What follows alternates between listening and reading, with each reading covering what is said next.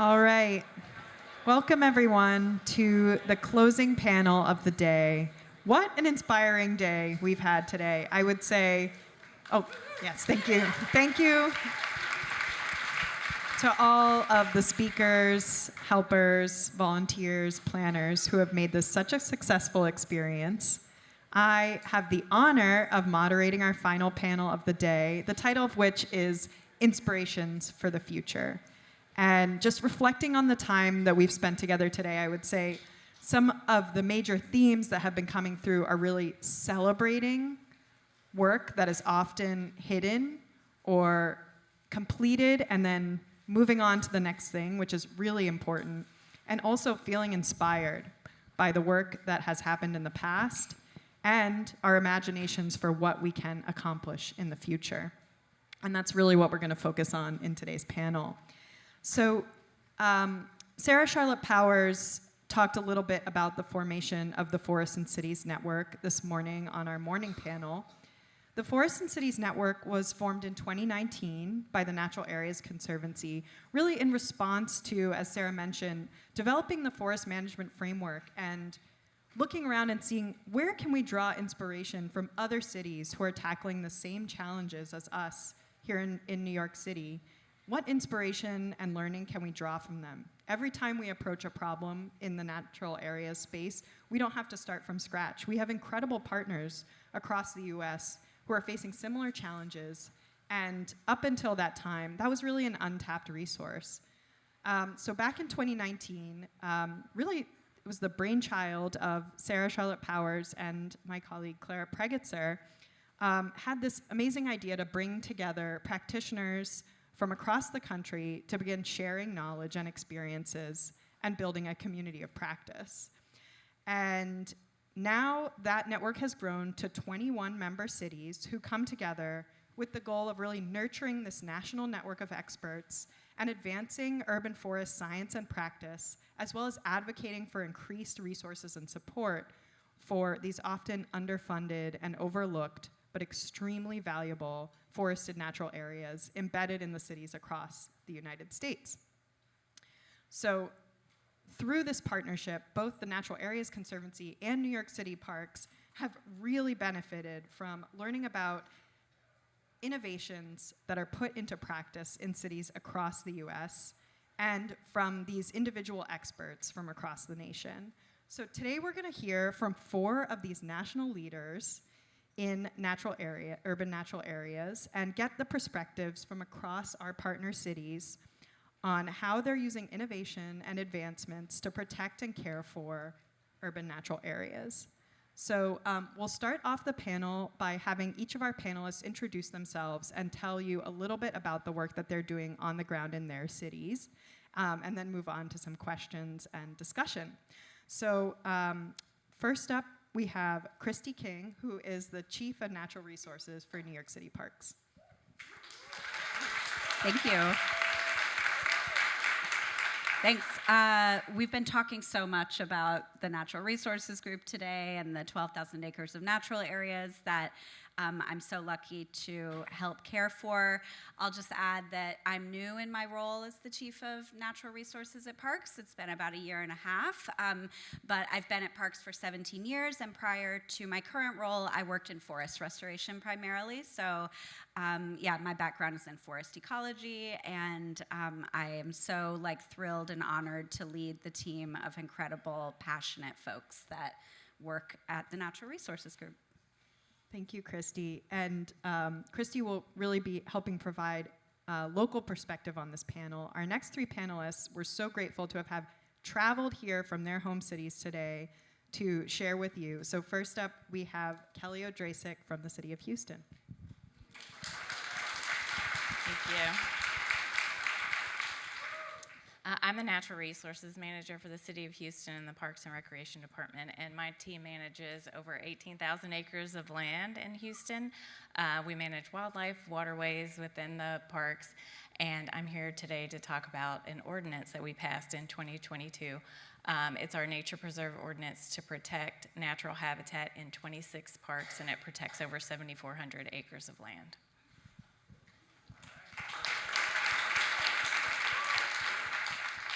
Now I'm going to turn it over to Ashley Robles from the City of Seattle.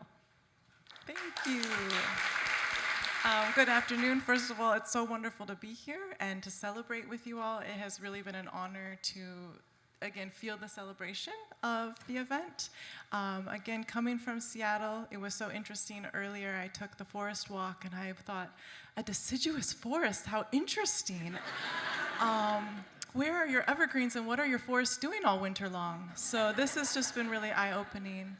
I work for the City of Seattle, I work for the Parks Department, and I work in a program called the Green Seattle Partnership, which was started about 20 years ago. We're actually in year 19. And the idea was, we've got all this natural area, we've got all this urban forest. How are we gonna take care of these thousands of acres with this staff of 3?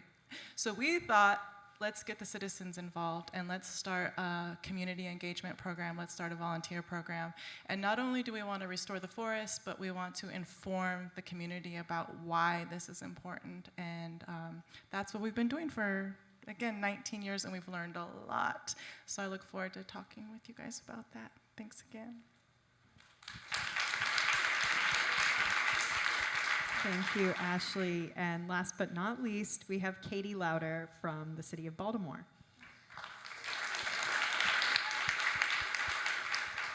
So I'm Katie Lauder. I'm the Executive Director of Baltimore Green Space. Baltimore Green Space is a land trust for community managed open spaces in Baltimore City. We protect community gardens and pocket parks, but we also teach people how to care for forests. There are over 2,000 forest patches in Baltimore City, and 20% of them are on land that can be bought and sold. We brought that to the forefront of the conversations in Baltimore City and have been working with 10 to 15 forests each year, but we also protect 62 acres of land.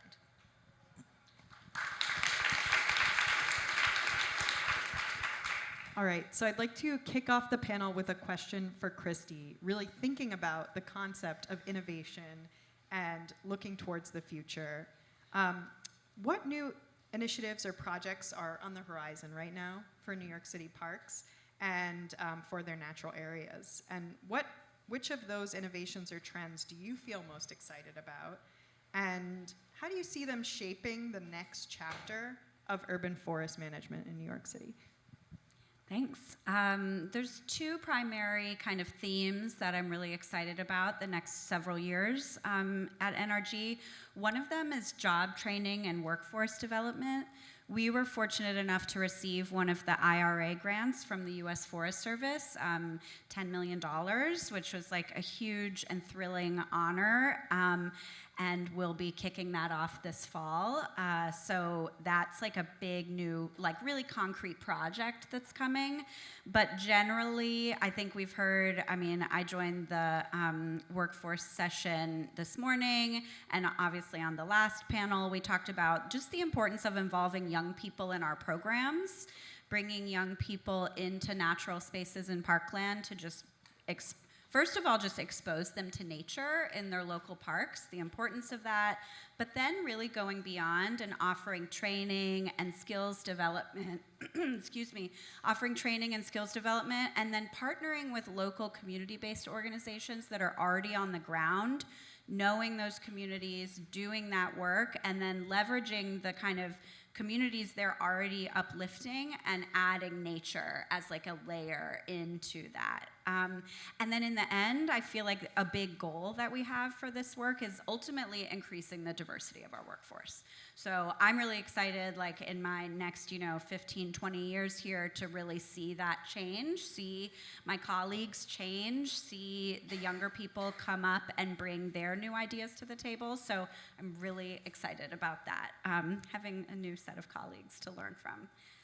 And then the other thing is, related to climate change, basically. I think that we have to adapt our natural areas to climate change, and we're still figuring out the best way to do that. We are adjusting our planting palettes to better accommodate future climate scenarios, again, with the help of the Forest Service and their deep knowledge and research. But then, and Marit mentioned this morning, but we're trying some, innovative techniques that are new to our region, like the sediment placement, on existing salt marsh to elevate them and protect them from sea level rise. And then also we're looking at filling in ditches that were previously dug for mosquito abatement. We know now that that wasn't the right solution, and now we want marsh grasses to grow where the open water is. So we're going to be filling in some of those ditches and growing more grasses. So those are like really tangible projects that I'm excited about in the next few years. But then also just in general, I think natural areas, I hope it's starting to happen, but I hope to see that they are increasingly recognized as a climate change solution for our city. So not just something that we need to help adapt to climate change, but they are a thing that helps the city adapt to climate change. And I'm like, like I said, I feel like that's starting to be out there, but with, you know, some of the great research that the Natural Areas Conservancy has done, we're just learning more about natural stormwater storage capacity of our natural areas as they are, their benefits for cooling, and just how important that is, both on a local, but possibly like a citywide scale. So just really excited to elevate that work and like continue the conversation on a larger scale about that. That's so exciting. Thanks for sharing, Christy. All right, next, I'm going to go over to Kelly, and we want to learn a little bit more about this incredible, first of its kind, nature preserve ordinance that was passed in Houston. And as many of the people in this audience may know, passing legislation is not an easy task. And you successfully navigated that process and were able to bring this ordinance through. So can you talk us through some of the key strategies and also challenges that you faced when getting different city council members, agencies, and other potential champions on board? Yeah, so it took us a little over 3 years from whenever I brought this to my director to get the ordinance passed. And part of that was just because no one knew how to bring an ordinance, no one that currently worked at our department, which is over 300 people. And so it was just trying to figure out the right process. But we figured out that, you know, the mayor was key for us. We have a strong mayor. And so once the mayor agreed to allow us to proceed with writing the ordinance, I was able to work with legal. And one of the strategies, once I started working with legal, was just to talk about it all the time. So for 3 years, I did presentations. I told everyone we were passing a nature preserve ordinance. And so by the time we actually did, it was old news to everyone. Everyone had already heard of it. And so that was one of the strategies that actually worked pretty well. But we were also told by the mayor that we had to have on board every other city department with this ordinance because it did impact others. And the main department that was impacted was Houston Public Works. And one of the main reasons I needed the ordinance was because of Houston Public Works. And so Houston has a lot of flooding, and so they were looking at other city land for regional detention basins, and we had already lost some prior to me coming over to the city. And so there was some negotiating with that city department, and we had to give a little bit of concessions in that respect. But really, it has worked out so far, and everyone is just avoiding those areas, and we've had a lot of support. I offered to present to every city council member, and many of them took me up on it. And so I had one-on-one with city council, and they got to ask me questions prior to the actual vote, and so that was very helpful. Some of them I was really worried about. I didn't need majority. I didn't need 100%, but I did need majority. And but also another strategy was just involving all of our partners. There's a big environmental group in Houston, and they had heard about it for 3 years. And so whenever it was time for the vote, they really came out, and it's a public hearing the same time as council vote, and so they all spoke in favor of it. And by the time city council voted for the ordinance, it was unanimous that it was passed.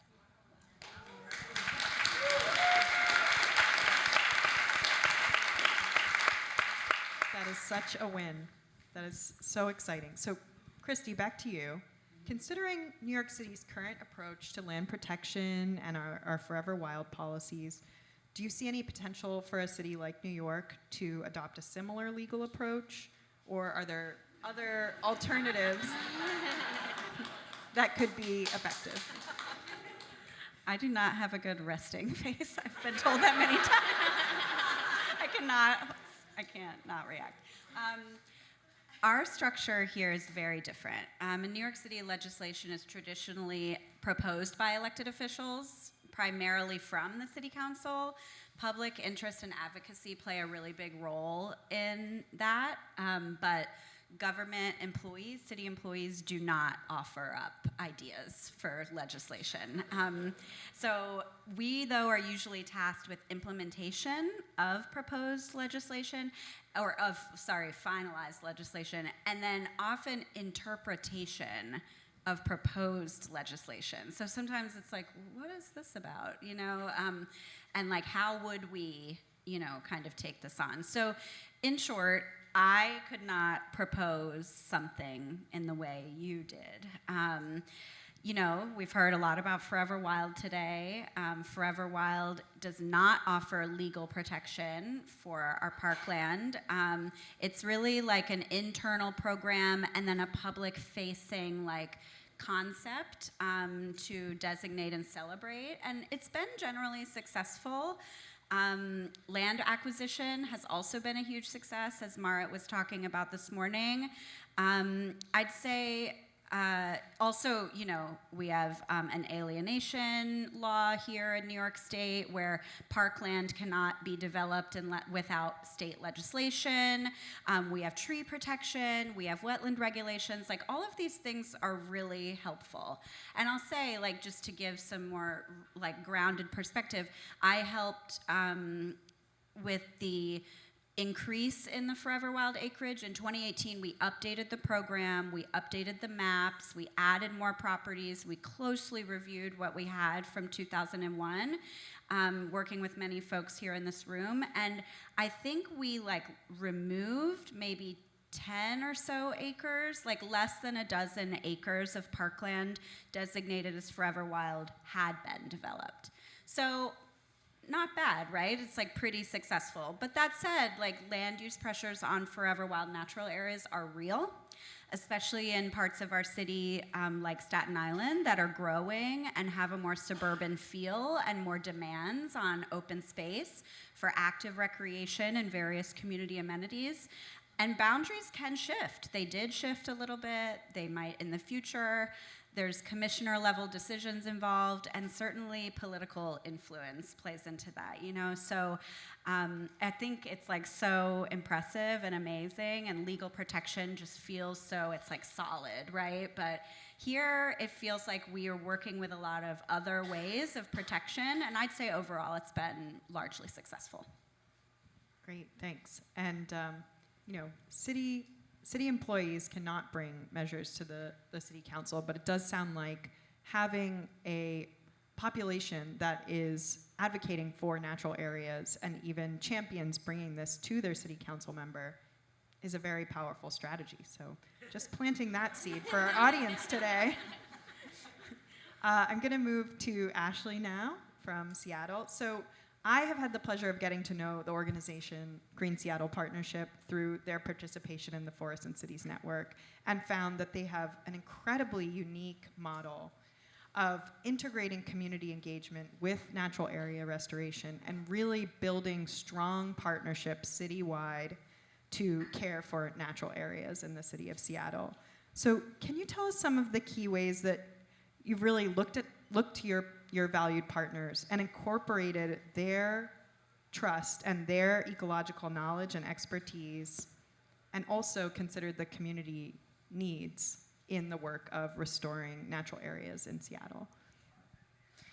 Yeah, thank you. And it really is in the name. It's in this Green Seattle Partnership, right? And so when we think about partnership, we think about that being kind of this, let's meet in the middle, and less of a, I'm going to ask you to do this, can you do this for me?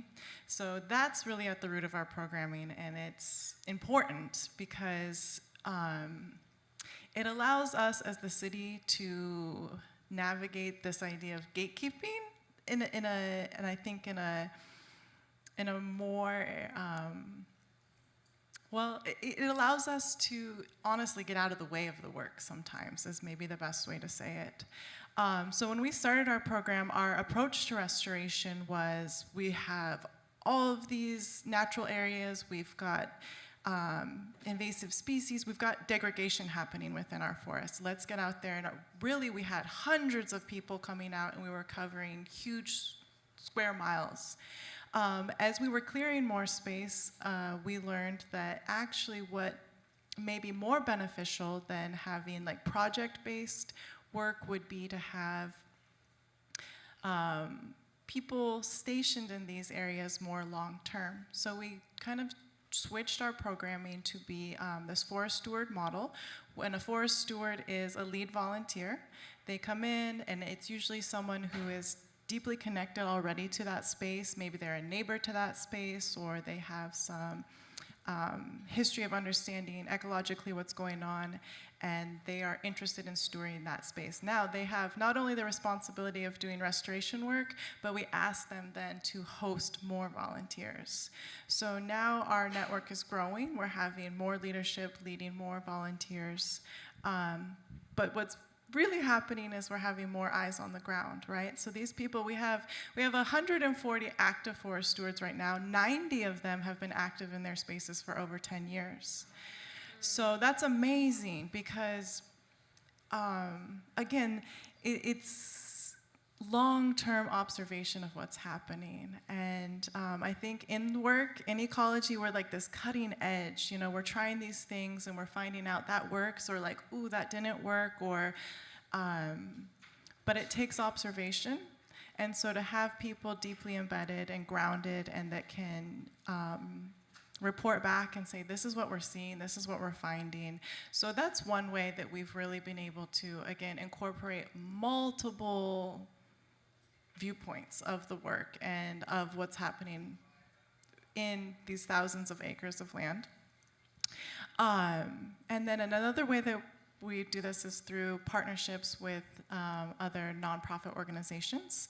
And that's been newer. Within the last 6 years or so, we've started to have these contracted relationships with these organizations that are deeply rooted in the community.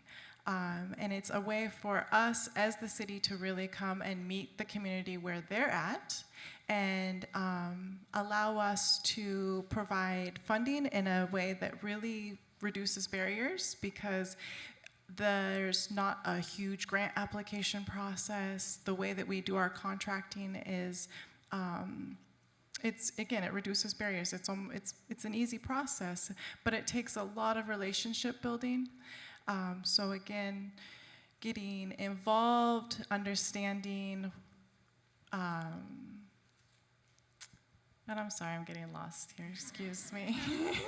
The thing about it is it's such multifaceted work. So our program, it has these 3 prongs. We've got community-led volunteers, and they're just volunteers. A lot of them are retired, or they're bringing in this diverse background, whether they were teachers or scientists, or again, just longtime gardeners, and they're just passionate about being able to still be working on the land.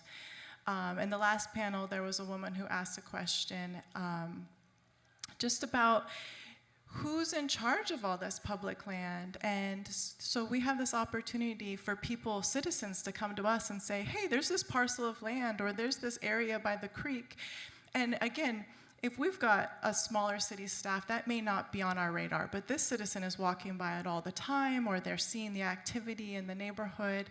So we're able to then allocate resources to them to start leading that restoration work. So I guess that brings me back to what I was trying to explain about our program. The Green Seattle Partnership is really a way in which we can take funding, we can take resources, and then we can distribute them among the community citywide. And so much of our partnership work and our working with these organizations is what you're seeing too, is working for a city in a bureaucracy can be limiting.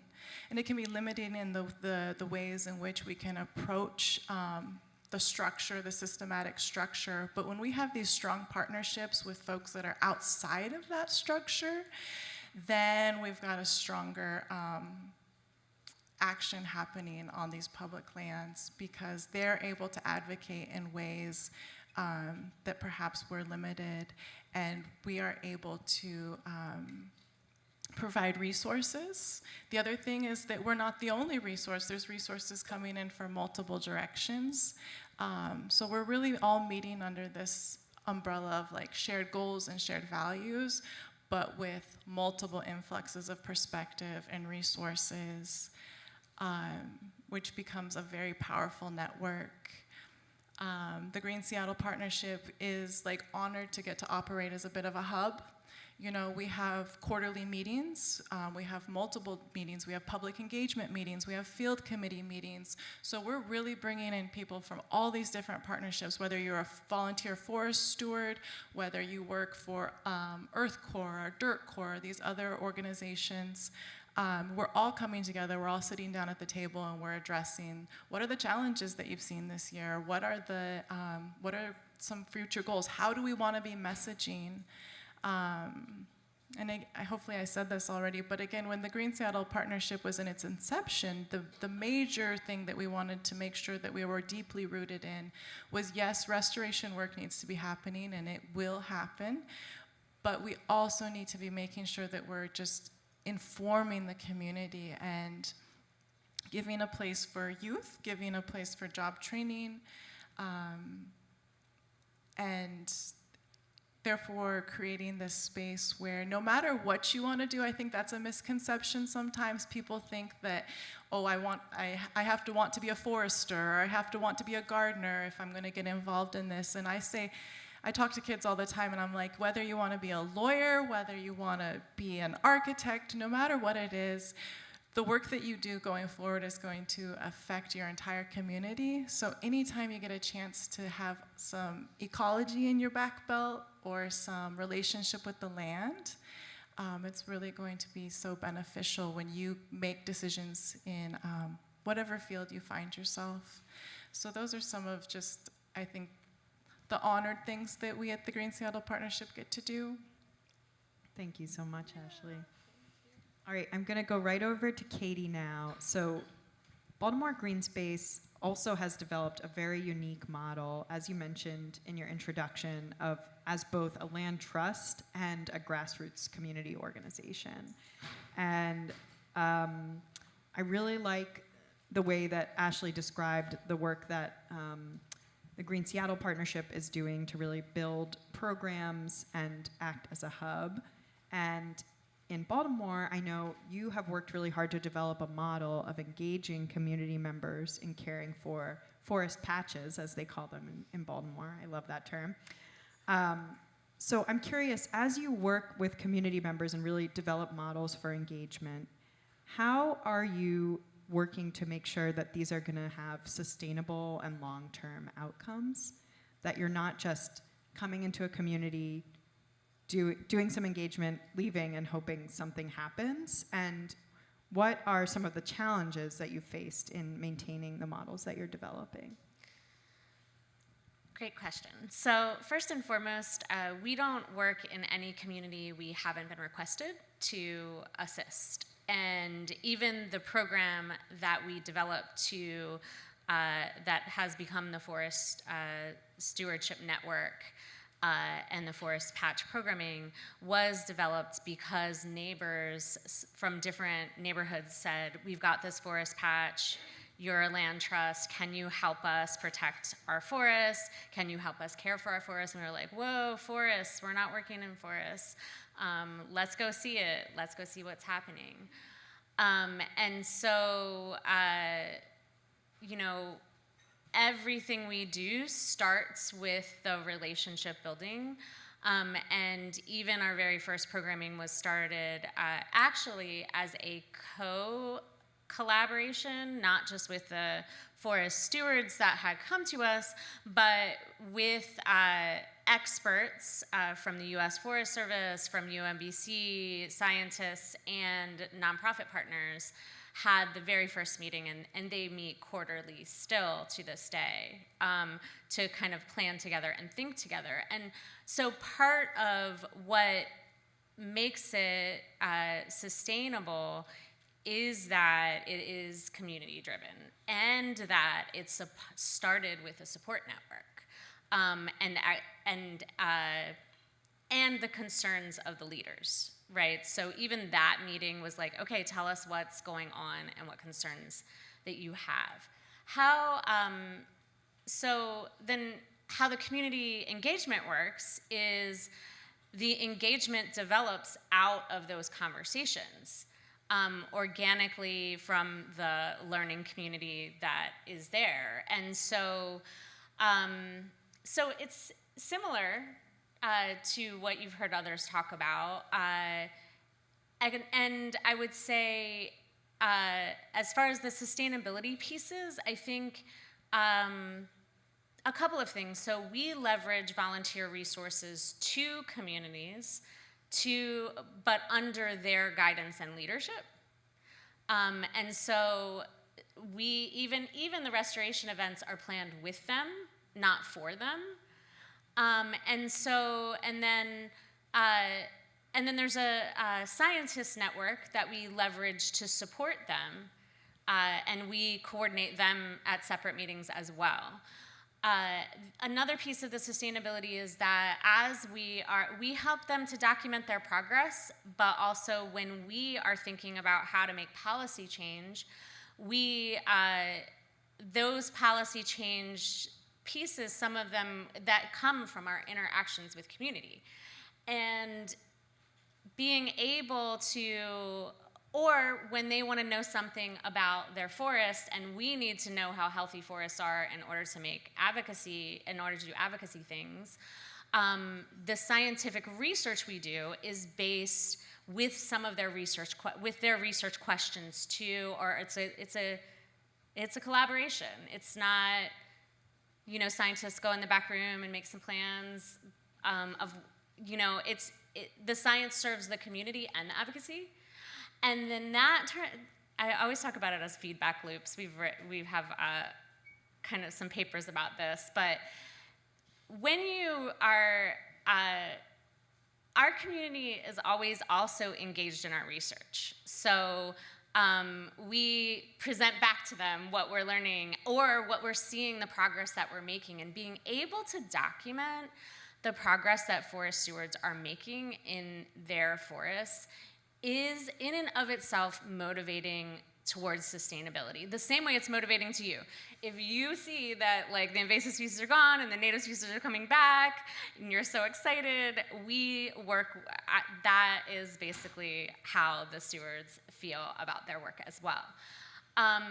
But the other thing is we've developed really long-standing partnerships both with the stewards and our community partners. So most of the people who are supporting the Forest Stewardship Network, whether it be through volunteer networks or the stewards themselves, have been working with us for like 11 years. That includes like the universities that we have a Baltimore First from Johns Hopkins University supports a couple forests pretty consistently and has for 10 years, right?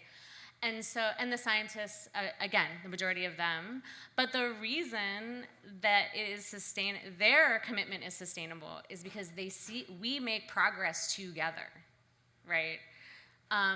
We've passed, regulations together. We've used the research of the forests that we've done together to make testimony in city council.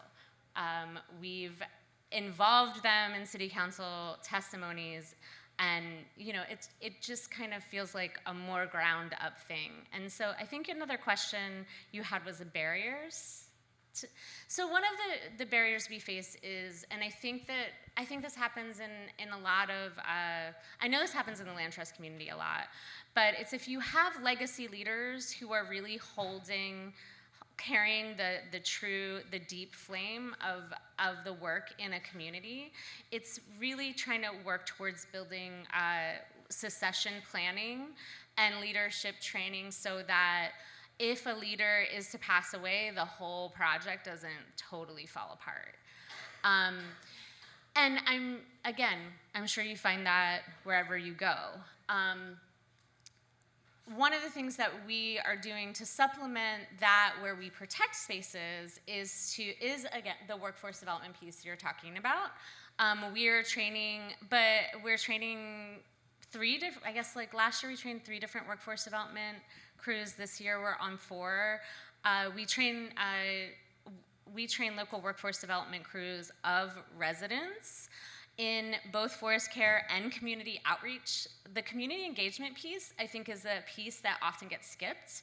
And we do a combination of various community outreach pieces, including door knocking, phone calling, emailing, and texting, right? And then we train folks in like, how do you do door knocking in your neighborhood and tell your neighbor about this event?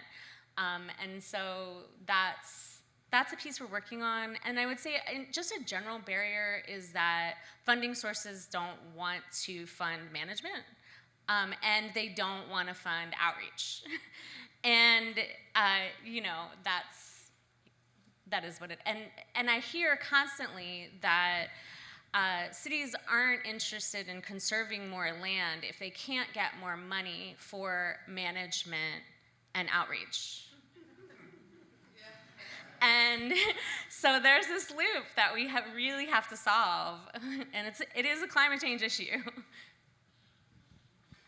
The responses that I hear from all 3 of you, I think, have one powerful theme, and that's really the power of collaboration, relationship building, and listening.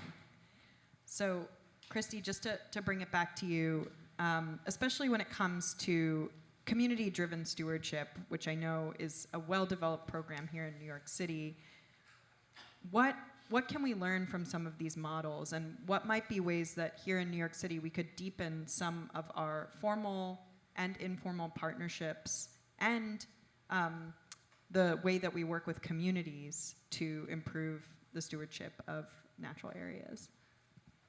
I think we need more activation in order for there to be more awareness. Like, I think New York City isn't probably thought of as like a back to nature environment. Like, I don't know, for some reason Seattle, I'm like, REI, like that's like, there's like a thing, right? Like, and New York City is just like capitalism, Broadway, so I think there's like a need to really activate this like different type of parkland and change the script around it.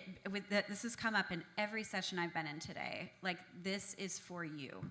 This is for New Yorkers. Like, you should go here if you want. We'll take you there, make sure you feel safe, and show you a good time.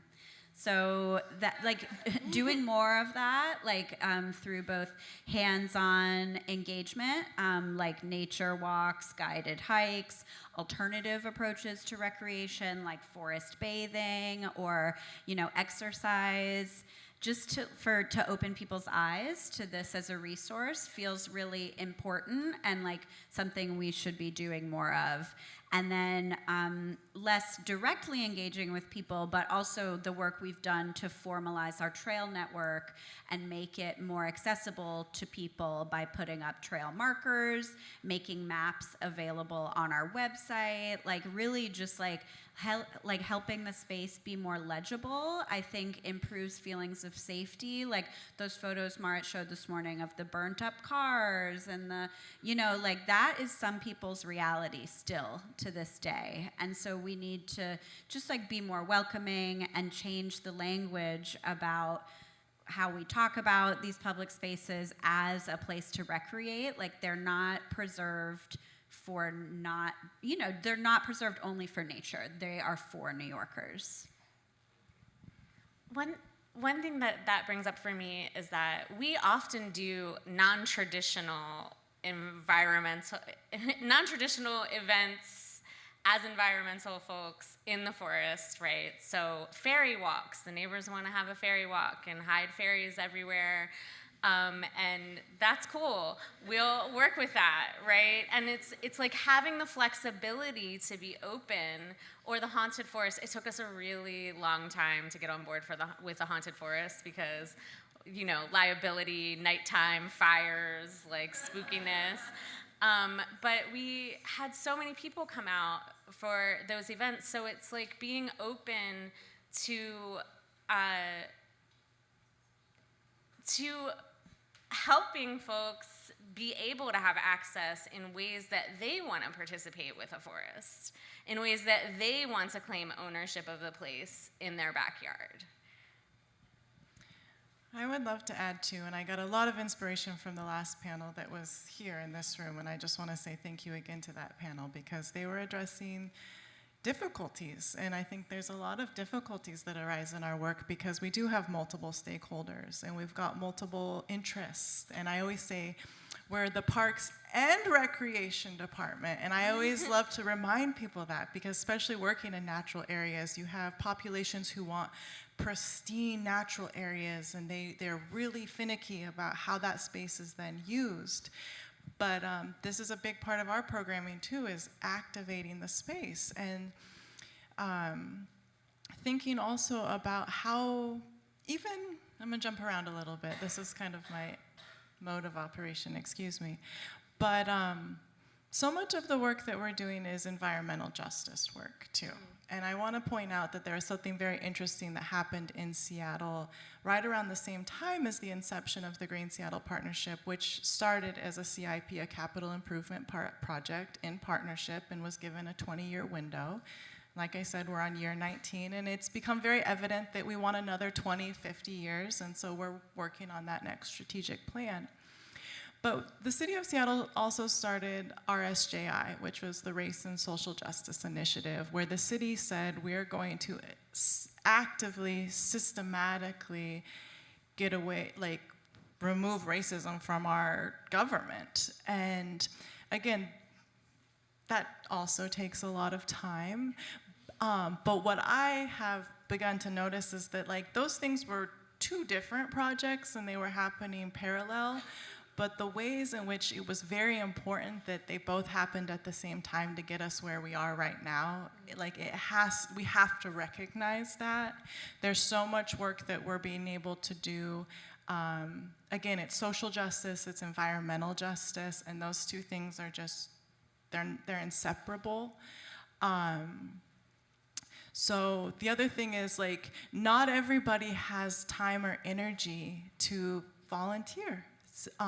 It's really important for some people to use the space or get a chance to use the space in a way to just relax or decompress. But the other thing I want to add too is we want to include people, we want to include community, not just in the, hey, this space is restored and now you're welcome to use it, but we want to recognize and we want to be open with the fact that like, this space is degraded for a number of reasons, and we need to be really honest about why this space, like this piece of land is in the condition that it is in.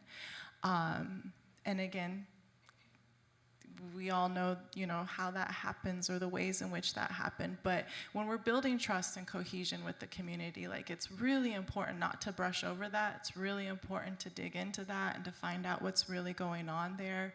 And then also to involve your community in the decision making, the planning. What do you need from this space? What challenges do you face in this space?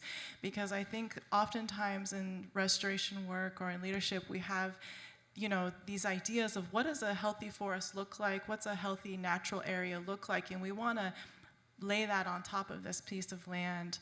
But you can't do that without being honest about the challenges, and you can't do that without asking the community, because again, going back to the sustainability piece is, we could have a really bad fiscal year and we don't have the resources to be out there. So who else is still going to be able to be out there? Who else is still going to be invested in that piece of land? What neighbors are going to keep that going while the city is trying to get their budget together? What NGOs are going to keep the work going while government is trying to figure themselves out? So again, create your partners, create those connections. I think every good leader, a good leader is someone who helps create self-sufficiency. Make sure that you're spending time getting out of the way so that the work can really happen. Thank you, Ashley. All right, I want to bring it back to Kelly for a moment. We've been talking a lot about public perception and value of natural areas. And I think in our understanding of the context in Houston, there actually is a lot of support and value for the natural areas that you have in the city. So why, in your experience, why was it important? Why was it crucial to have legal protection if you have public support and maybe even ordinances that were protecting trees already? Yeah, I mean, I think it's easy in every city to support natural areas, right? Everyone likes trees, and but well, I have a lot of prairies, and so that's another topic. Anytime I plant trees, everyone's on board, but prairies is a whole other thing. So my tree projects are my favorite. But you know, and especially in Houston with flooding, people love the forests, but they don't want their house to flood, and that's the most important thing, right? So if it's up to, you know, someone saying we need a detention basin in this forest so your house doesn't flood, whether or not that's true, and without mentioning that the forest is already retaining some of that water, then, you know, that's what it always goes to, right? And there's, you know, Houston's pretty developed, but there's still available land, and existing city land was just easy. It was easy to look at for creating detention basins, and that wasn't the only threat. Texas has a statute, a state statute that protects parkland. But it's pretty general, and it just says that you have to have you can have no prudent and feasible alternative to the development of parkland, and City Council just approves the change in parkland. I've never seen that they have denied that, and so it wasn't strong. And of course, there's federal protection for wetlands, which we have a lot in Houston, but the enforcement is pretty low. And so I just kept seeing the land being lost, and also some of it was people just seeing a forest patch in a park and thinking that we just haven't gotten there yet, right? We haven't built the baseball field there yet, and so part of this, not only to have legal protection, was so that we can say this is a nature preserve, and we can put signs saying this is a nature preserve, and I'm changing all the park signs to say the park name and nature preserve, and so that people know that that's the point. And even people in our department didn't know that we have forested patches and parks that are fenced off from the rest of the park, which is shocking to me, that we're blocking them from going in there, and potentially at their request, right? The snake came out, and so we put a fence up to make them feel, which is not unrealistic to think that. And so yeah, I think it worked on many fronts, and also just started the conversation about the importance of natural habitat in Houston, and that the city values it. So I know the ordinance has only been in place for about 2 years, but do you have any examples of how the ordinance has made a significant impact in your city's natural areas? Yeah, I have not had a request for development in a nature preserve since the ordinance passed. Yes. But I have many examples for the 3 years when I first got approval and started talking about it. They were still coming and asking. And really all I had to say was, no, that area is a proposed nature preserve, and then the project moved out of it. So even before it passed, even while we were working on it, that ordinance protected those properties. That's so exciting. That's so exciting. So I think from what I understand in your process, when you started developing the ordinance, you were looking at other examples from across the U.S. And I know when we developed our forest management framework, we were looking at Seattle, we were looking at Minneapolis, we were really seeing what other cities were doing. So this is a question for each of you on this panel. Can you tell me about a example from another city that you've heard about either in the Forests and Cities Network or during today's program that you have either implemented in your current work or are inspired to take back to your city and start operationalizing based on the inspiration you got from our national partners? Christy, I'll start with you. Okay. I am inspired by any city that can manage their deer population through powerful means. I don't know how else to put it. In New York City, we have a male sterilization program for deer. It's only on Staten Island, and the population is decreasing, but the lag of forest recovery is real, and it's just, I feel like we're running out of time. So I wish we could make a larger impact on the deer population. And I'm really inspired by other cities, like Philadelphia is an example of a city that has found ways to do that in public parkland. In the Bronx, I'll say we aren't managing deer at all, and they're a real problem there too. We have this one thing on Staten Island, and it's in progress. I have hope. I have hope about everything, but it is, I wish we could do something more immediate.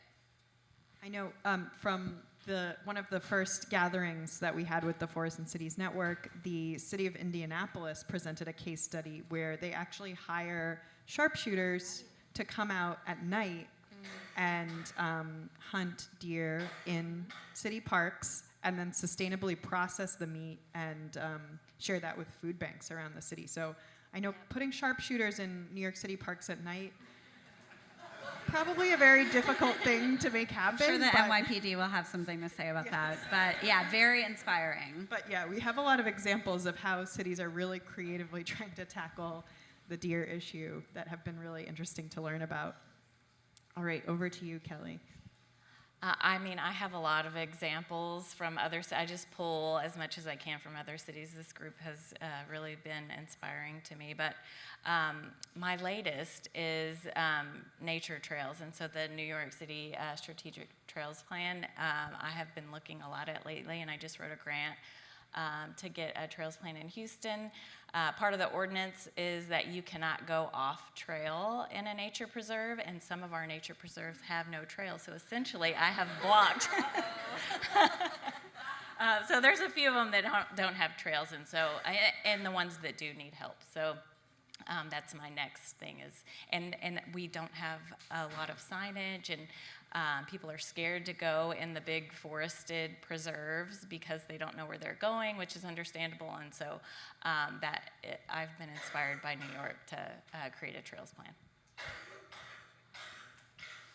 I would just first off say how important that network has been in professional, just the ability in our field to be able to bounce ideas off of each other, to share ideas, to again feel this collective camaraderie across the nation, and to say, hey, I have this problem, how are you, and get that inspiration is so important. And I think that's what's so exciting also about today, to see you kind of unsilo and all get together from all around the city and meet together, so important. So just that in itself has been so valuable to the Seattle team.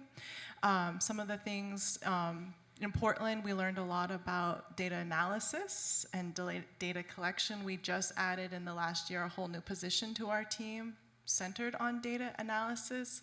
Data's so interesting. Again, ecology is this very long-term thing. We've got 15 years of data right now, so just the tiniest. The other thing about data in this field, and that we're really trying to push the envelope in Seattle, and I heard the last panel talk about this too, is, it's always about okay, how many trees did you plant and how many square feet did you cover? And there's so much more work happening outside of that. So how do we start to expand the data? How do we start capturing and storytelling and understanding the impact of the work on a socio-emotional level? And how do we present that to higher government and say, this is valuable and this is the return on the work? So those conversations as well. So I will just echo and say that the Forests and Cities Network itself has been really important to all of us kind of evolving our thinking, but also knowing that it's a worthy pursuit to continue, because it's, you know, it's a very small world of doing natural areas in a city. You've got your small world and we've got ours. So to know it's just a much broader thing is super important.